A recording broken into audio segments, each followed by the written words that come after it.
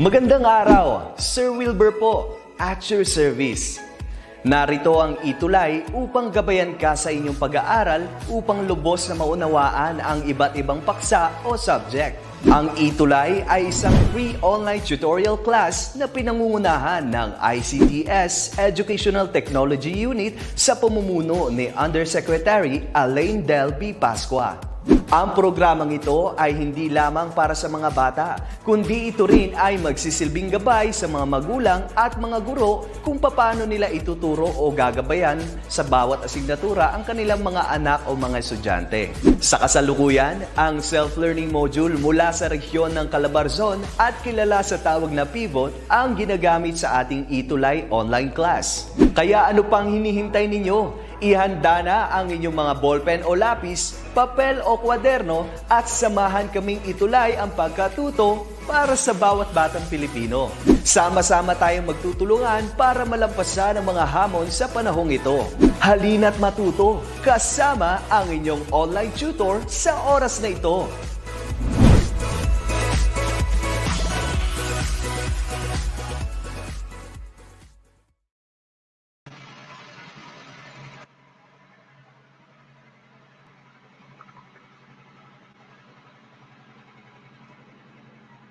Ayan, good morning sa aking mga grade 9 students.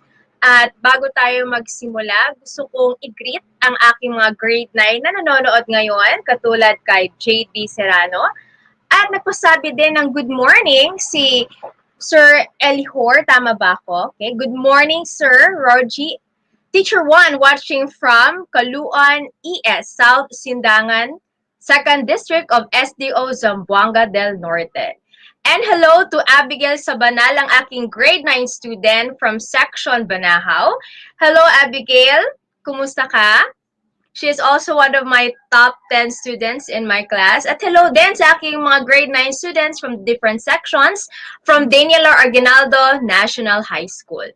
Nandito naman ulit tayo para sa ating ETUlay session Friday TLE 9.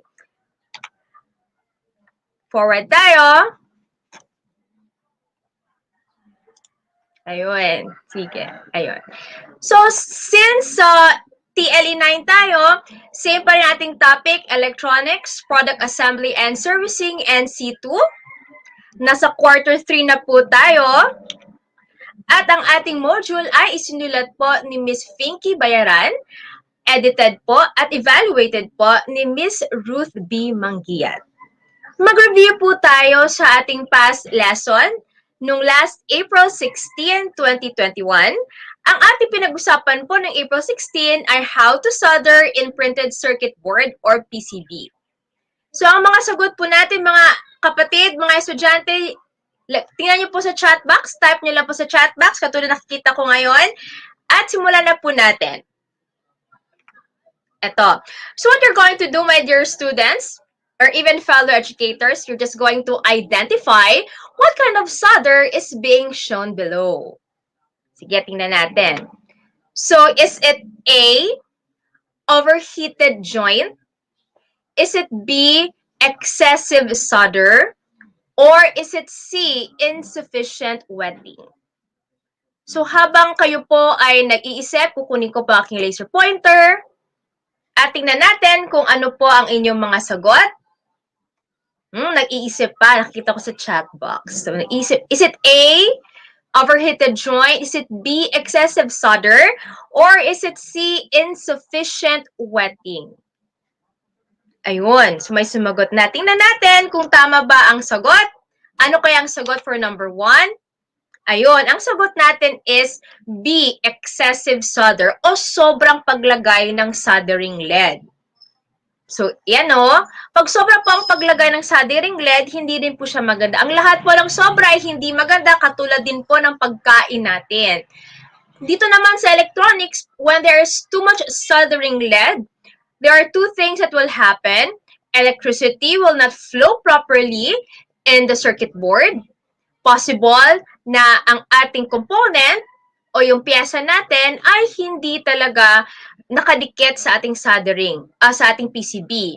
And insufficient electricity will flow on the component or sa pyesa which will result to short circuit or hindi magandang pag-function ng ating circuit. So, too much soldering is called excessive solder. Let's go to number 2. Ito na naman. What kind of solder is being shown below? So, anong klase? Yun. A, is it insufficient wetting? B, cold joint? Or C, overheated joint? So, ano? Okay. Hello po kay Ma'am Atanasio, aking kasamang TLE teacher sa Daniel Arginaldo National High School. Sige, ang sagot po natin ay B, cold joint. Ibig sabihin, hindi pa masyadong mainit ang ating soldering lead at hindi masyadong natunaw ang ating soldering lead. Sorry, hindi pa masyadong mainit ang ating soldering iron at hindi masyadong natunaw ang ating soldering lead. Kaya po, ganun ang nangyari. Okay, nagkaroon po tayo ng cold joint. So, ibig sabihin nito, hindi na fully solder ang ating circuit o ating pyesa and there is no proper flow of electricity sa ating PCB or printed circuit board. Kaya hindi po maganda ang cold joint. Pati cold shoulder sa toong buhay, no? Hindi tayo cold. Alright? Punta tayo sa number 3. Same. What kind of solder is being shown below? Ayun.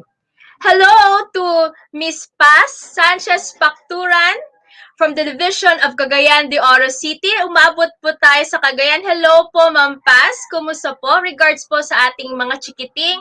At regards po din kay Mr. Pacturan, TLE teacher din po sa Division of Cagayan de Oro City. Sige. Alright. Letter A, overheated joint.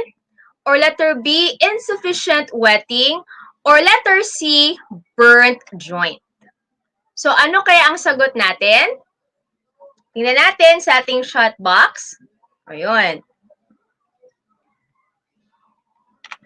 Ang sagot natin ay overheated joint. Kanina, insufficient tayo or kanina is cold joint. Ngayon naman is overheated. So, masyadong mainit ang ating soldering iron. Nasunog po ang ating PCB. Minsan, pag sunog po ang PCB, natutukla po itong color green na ito, yung kulay green. At hindi na po dadaloy ang electricity po sa ating PCB. So, hindi po maganda ang cold joint, lalong hindi din magandang overheated.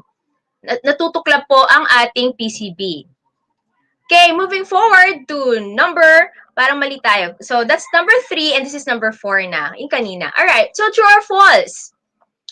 We need to prepare the tools and materials needed before soldering. Kailangan bang mag-prepare tayo, mga estudyante? Kung may gagawin tayo, kailangan ba mag-prepare? Kailangan bang nakahilera ating magamit? Totoo o hindi? True or false? Tama, true. So, kailangan mag-prepare. Sa buong araw na gagawin, dapat prepared ka. Paglalakwatsa ka naman, dapat prepared din. So, ano kaya ang ating alibay para makaalis? But ngayon, it's pandemic, you stay at home. Samahan niyo po kami mga ETUlay tutors. Let's go to number 5. True or false din? Okay.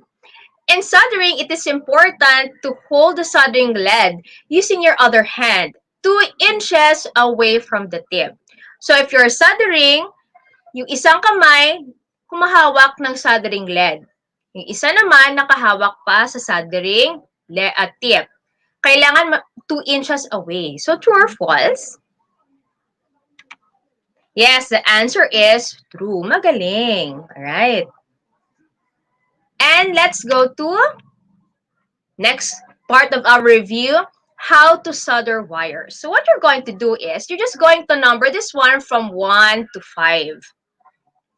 So, mag-mental ka lang So, gagawin mo, isipin mo dito kung saan ba ang dapat ang mauna. Is it this? Touch the wire with your hot iron tip and hold it still for a few seconds. Ito bang number 1?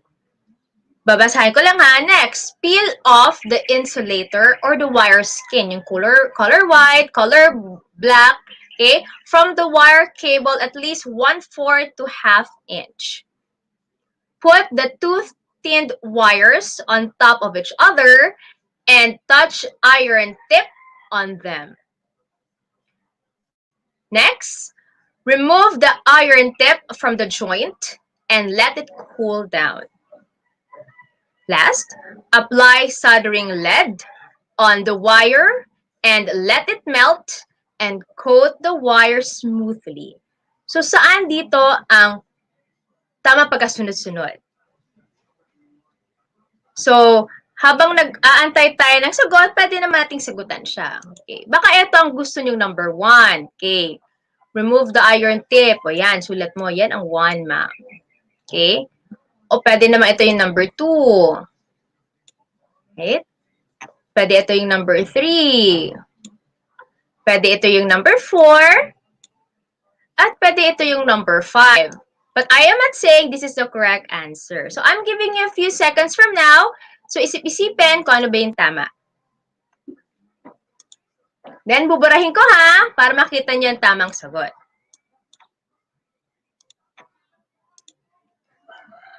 Sige.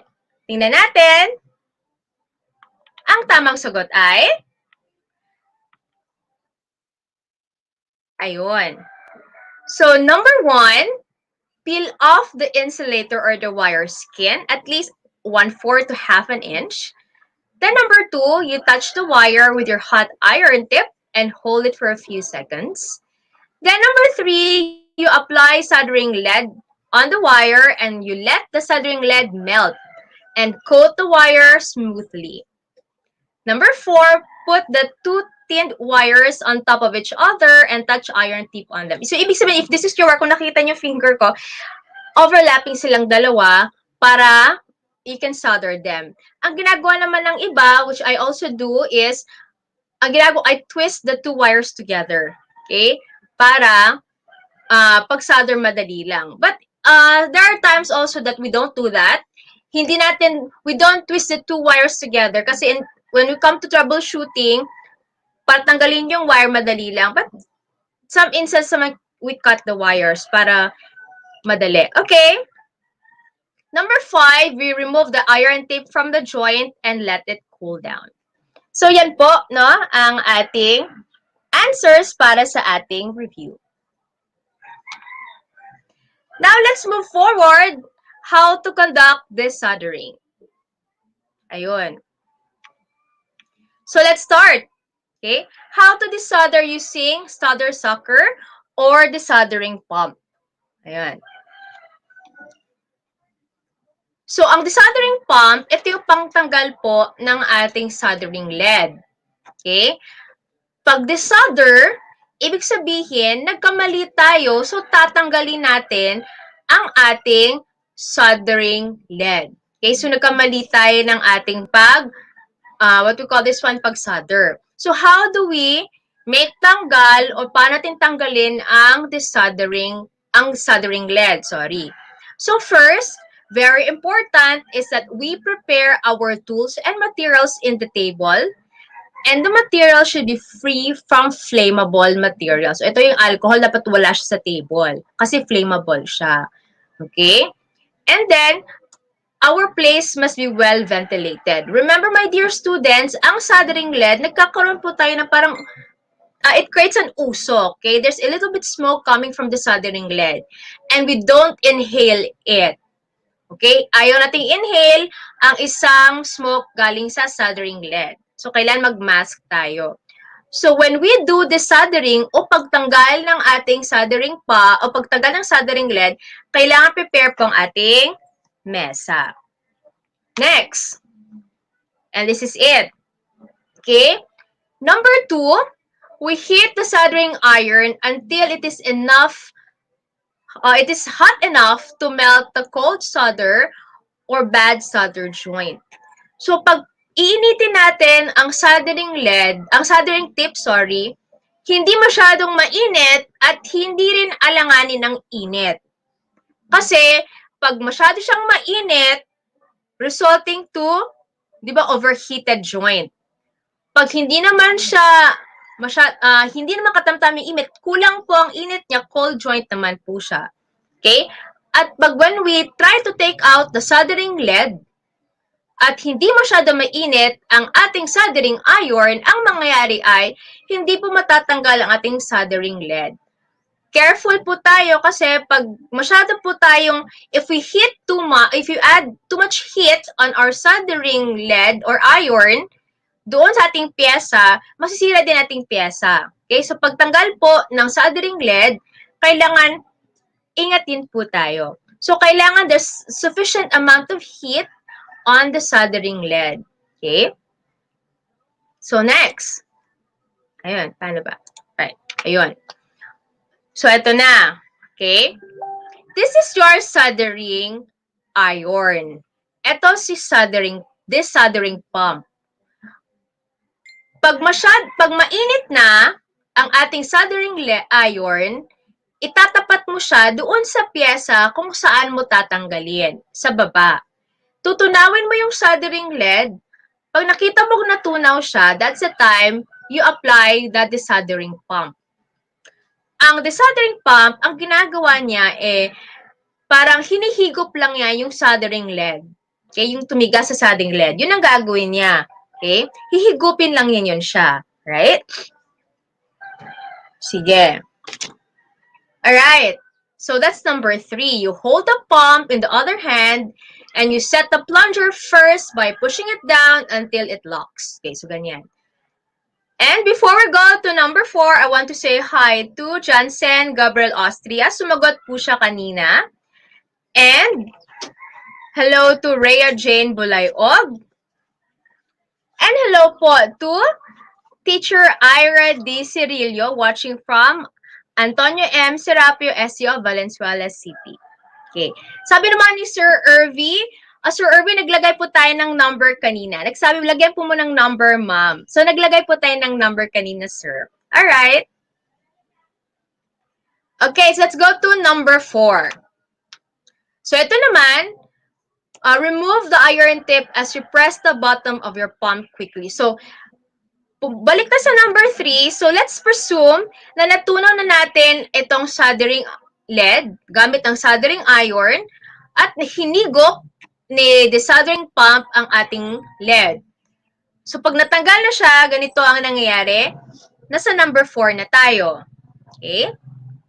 So, natanggal na. Example, dito tayo. So, remove the iron tip as we press the bottom or the button of your pump quickly. So, this is to ensure that the molten solder will not dry up before you suck it out. Wala nang ibang paraan kung paano natin tanggalin ang soldering lead. Pag tutunawin natin ang soldering lead, madali lang siyang titigas ulit. So, kailangan natin ng desoldering pump o yung pump sucker. But when I was in college, minsan, when we were in college, minsan mahirap bumili ng desoldering pump. Okay? Kahit mura lang siya. So, ang ginagawa namin is, iniinit namin yung soldering lead, tapos hinihila namin yung pyesa sa baba para matanggal yung pyesa. But when it comes to troubleshooting and kailangan lang ng isang part ng pyesa ang iaangat, ihang mo lang kung sa tawag pa, we need a desoldering pump. So for my dear students who wants to become a technician, importante po that we have a soldering iron, desoldering pump, at ang best friend po ng technician ay ang multi-tester. So, kailangan marunong tayo gumamit ng multi-tester when we want to become a technician. So, number 4, balik tayo dito. So, once the sucking is done, we check the joint if it is successfully done. Okay? So, kailangan, pag, for example, tinunaw mo yung soldering lead at may naiwan pa, mas magandang tanggalin mo sila lahat. Okay? But we do not scratch the soldering, the PCB. Example, may naiwan pang soldering lead, tunawin mo lang siya, wag mo siyang i-scratch. Or else, matatanggal po ang yung line, yung kung saan tatakbo yung ating electricity. Okay? Alright, let's go to number 5. Oh, hindi pa tapos. Okay. Let's move forward. Alright. Okay. So, dito tayo. So, let's go back. Okay? Before tayo sa ating assessment. maaga pa. Alright. Okay. So, hello to Morena Panuringan. Good morning po, ma'am. And good morning to Percy Jim Jailani from Section Diwata, my student din po. And hello to Linester, tama ba ako? Linester Mika Manganda from Section 9 Sapphire, watching from San Isidro National High School. Sige, let's move back to our review. Ibabalik ko lang ha. Okay. So this is how to desolder using a solder sucker. So number 1, so review tayo. So number 1, we prepare our tools. We keep all those flammable materials away from the table. Pag desolder, ibig sabihin, dito tayo magta-troubleshooting. O kung nagkamali ang estudyante o si technician sa pag-solder ng isang pyesa, tatanggalin niya, gagamit siya ng desoldering pump. Number 2, kailangan initin ang soldering iron para matunaw natin ang soldering lead at para matanggal din siya gamit ang desoldering pump. Okay, so number 3. We hold the pump in the other hand and we set the plunger first by pushing it down until it locks. So ganito, ito yung soldering iron, tutunawin mo muna, pagkatapos hihigupin siya ng ating desoldering pump. Okay, number 4. Pag natanggal na ang pyesa o natunaw na ang ating soldering lead, titingnan natin kung natanggal ba lahat ang soldering lead. Importante na ang butas sa ating PCB ay natanggal o libre na siya, bakante na siya sa soldering lead. Walang naka-cover sa butas ng ating PCB or printed circuit board. Okay? And then also, para sa ating mga students, minsan pag tinatanggal natin ang soldering lead, pag sobrang namang init o masyadong marami ang soldering lead ay nagtatransfer sa ibang pattern. Itong mga linyang ito, dito nag-flow ang electricity. Okay? Ngayon, pag ang soldering lead ay nag-transfer sa kabilang pattern, o minsan, from here, napunta siya dito, tapos magkakaroon tayo ng electricity, magkakaroon po tayo ng short circuit.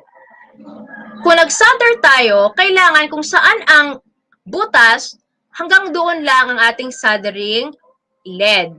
Hindi po siya magta-transfer o hindi po siya sasobra at pupunta po siya sa ibang pattern kasi po magkakaroon po tayo ng short circuit. Okay? Kumbaga parang nagkaroon ka ng tulay o ETUlay. O, tinulay mo ang isang soldering, ang isang electricity, tinulay mo ang electricity sa kabilang pattern. Sometimes, sa pattern natin, sa printed circuit board, hindi kailangan sila magpang-abot. Pero nagpang-abot po sila dahil sa soldering lead. So, kaya pag magsasolder tayo, katulad nito, dyan lang po siya sa butas. Hindi po siya magta-transfer sa ibang pattern. Okay. So, I hope it's clear. So, ang gagawin natin, we will try to check what you have learned. And let's check what you remember. Okay. So, same still, ang gagawin natin is, you're going to number this from 1 to 5. Okay? So, babasahin ko muna ha, how to desolder using a desoldering pump or solder sucker. So, touch the joint with iron tip and hold it there for 3 to 5 seconds. Press the button quickly after removing the iron on the joint. Place the nozzle tip of the pump closer to the molten solder. Ready the desoldering pump by pressing down the plunger. Last, heat up the soldering iron on the stand. So, paano natin sagutin? Katulad kanina, kukuha lang ako ng aking pen. Lalagyan po natin ng number. Itong mga blank na ito, we're going to we're going to assign numbers kung sino po ang mauna sa kanila. So, sample. Ano ba ang una? Okay? Place the nozzle tip of the pump closer to the molten solder. Kung sa tingin mo ito yung una, so lagyan mo ng number 1. Okay? Sa inyong mga papel naman, ang gagawin nyo is, kung ano yung unang nakita nyo dito, yun po ang ating pattern. But okay, so sagutan ko lang. Pwede ito yung number 1. Ready the desoldering pump by pressing down the plunger. Feeling ko ito yung number 2. Susulit mo number 2 dyan. Okay. Heat up the soldering iron on the stand. Feeling ko ito yung number 3. Sulat mo number 3. Then press the button quickly after moving the iron on the joint. Sure ako, ito yung number 4. Then ito na yung number 5. Now, on the comment box, dito po sa ating live session, isulat nyo po ang pattern ng inyong mga numbers. 5, 4, 1, 2, 3. Kung yan po ang inyong sagot. So, mga kaka-tune in lang, hindi po ito yung sagot ha. Ito po ang ating hula-hula lang. Okay. So, isulat yung pattern ninyong sagot at i-comment nyo po sa chat box. So, sample lang ito na ating sagot. Ang gagawin ko ay aking buburahin para hindi po malito. So, sample lang po yan. At aking buburahin. At meron po tayong mga ito. Sige, good morning, Ma'am Jade. Hello to Miss Leslie Candog Gonzaga from grade 9, Diwata. Yun. Hello sa aking mga estudyante. Ito, si Grahan Bubias, may sagot siya. Ang sagot niya ay 5, 4, 1, 2, 3. Okay, tingnan natin kung tamang sagot ni Grahan. Okay? Alright. A few minutes. Less than 3 minutes na lang, tapos na tayo. So, kailangan natin ng sagot. Ayun. Hello sa aking mga estudyante sa Daniel Arginaldo National High School at sa aking mga kasamang guro sa TLE na headed by Mr. Solina S. Sundong, aming department head. Ito, may sagot si Percy Jim Jaliani. 5, 4, 1, 2, 3. Sige. Sagutan na natin. O, meron din si Rhea Jane Bulayog, also from Daniel Arginaldo National High School. Ang sagot niya ay 3, 5, 4, 2, 1. O, diba? Ang galing. Ang saya-saya ng araw na ito. So, ready na ba? From Glenn Antipala, heart, heart, heart. Okay. Ready na ba tayo sa ating mga sagot? Ready na yan. And ito po ang ating sagot from Helbert Andriano, 2, 4, 3, 5, 1. Sige. Ito po. Ito po ang ating sagot. So, 3, 5, 4, 2, 1. Okay, tama si Rhea Jane. So, number 1 is heat up the soldering iron on the stand. Number 2, ready the desoldering pump by pressing down the plunger. Ang number 3 is we touch the joint with iron tip and hold it for 3 to 5 seconds. Then we place the nozzle tip on the pump closer to the molten solder. Then number 5, we press the button quickly after moving the iron on the joint. Okay. Ayun, wait, di pa tayo tapos. Okay, sorry. At yun po ang ating ETUlay session this Friday. I would like to say thank you to my students who have shared their answers in our live tutorial for today. And I would like to say hi also to our teachers and thank you to our fellow teachers na nanood po sa ating ETUlay session this morning. Maraming salamat din ETUlay Director natin, Teacher Robbie, at ang ating DepEd Edtech Unit for our ETUlay session this morning. Daghang salamat. Susunod po si Tutor Marco para sa ating ICT, CSS tutorial at sa aking grade 9 students. Magkikita-kita ulit tayo next week Friday kasi every Friday po tayo dito. At don't worry sa lahat po na aking students from Daniel Arginaldo National High School na nag-participate po today. Screenshot ko po mga answers nyo at alam nyo na, every effort is rewarded by Ma'am Jade. So maraming salamat po. Kita-kita ulit po tayo. Daghang salamat. Gikan sa Davao City.